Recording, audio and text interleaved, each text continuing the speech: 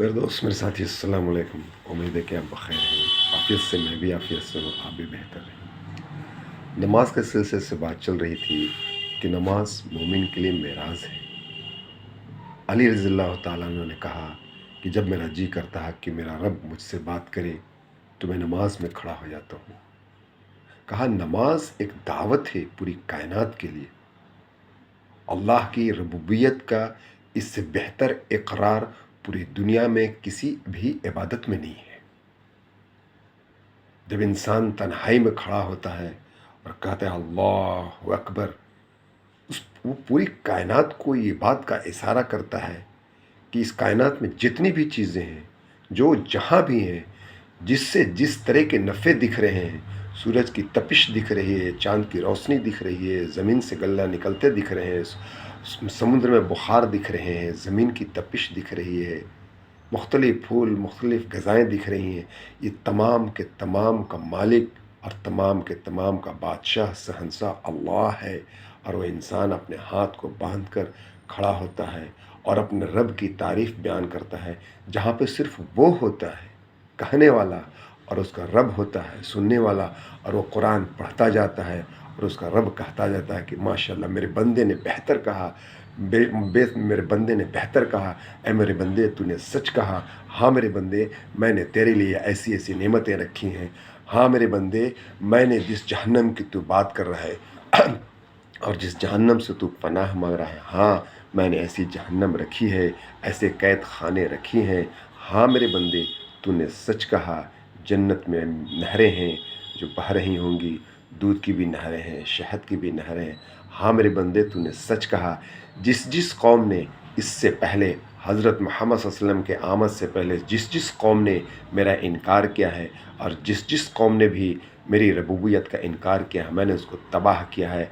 किसी को हवा के ज़रिए तबाह किया, किसी को पानी के ज़रिए तबाह किया, किसी को आवाज़ के ज़रिए तबाह किया, किसी को पत्थर की बारिश करके तबाह किया।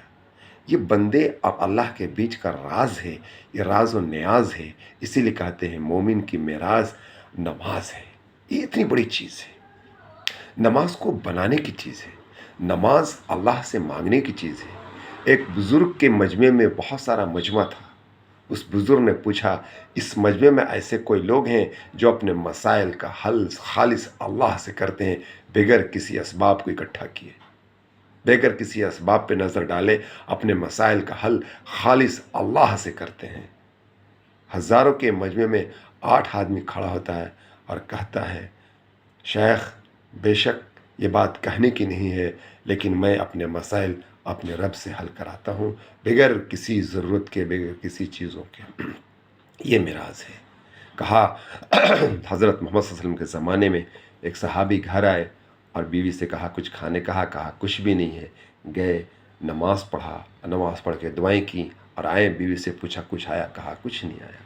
फिर गए, कहा न, मेरी नमाज में गलती है, मेरी नमाज में कहीं सुस्ती है, मेरी नमाज में कोई नुक्स है, ऐसा नहीं हो सकता। अल्लाह के रसूल का वादा है कि नमाज मोमिन की मेराज है।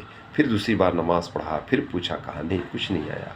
तीसरी बार नमाज़ पढ़ा और बीवी से पूछा तो बीवी ने कहा, देखो इस चक्की से आटे गिर रहे हैं, मैंने चक्की में गेहूँ नहीं डाला है और चक्की से आटा गिर रहा है। इंसानी फितरत है। अल्लाह को इंसान को दिखाना था कि मेरे बंदे तू अपनी नमाज की वो सतह पहुँचा जो सतह मेरे नज़दीक हो, तो मैं वो सतह दूंगा तुझे जो मेरे ख़ज़ाने गैब से तुझे मिलेगा। भागे भागे अल्लाह के रसूल के पास गए, पूरी कहानी सुनाई। अल्लाह के रसूल ने कहा, अल्लाह के बंदे, अगर तूने उस चक्की के पार्ट को उठाया ना होता तो क़यामत तक उस चक्की से आटा गिर रहा होता। लेकिन ये अल्लाह का निज़ाम था कि मेरे बंदे तू मेरी मान कर तो देख, पूरी कायनात की मखलूक को तेरे हवाले न कर दूँ तो तू कहना। ये है नमाज। हम नमाज को, अपनी नमाज को उस सतह तक पहुँचाएँ, उसके नवाफिल को समझें, उसके सुन्नत को समझें, उसके सुन्नत मुस्तहब को जानें, उसके सुन्नत मुअक्कदा को जानें, उसके वाजिब को जानें, उसके फ़राइज़ को जानें اس کی نماز کے اندر کیا کیا کرنے سے نماز چھوٹتی ہے، نماز عبادت کب بنتی ہے، نماز دعوت کب بنتی ہے۔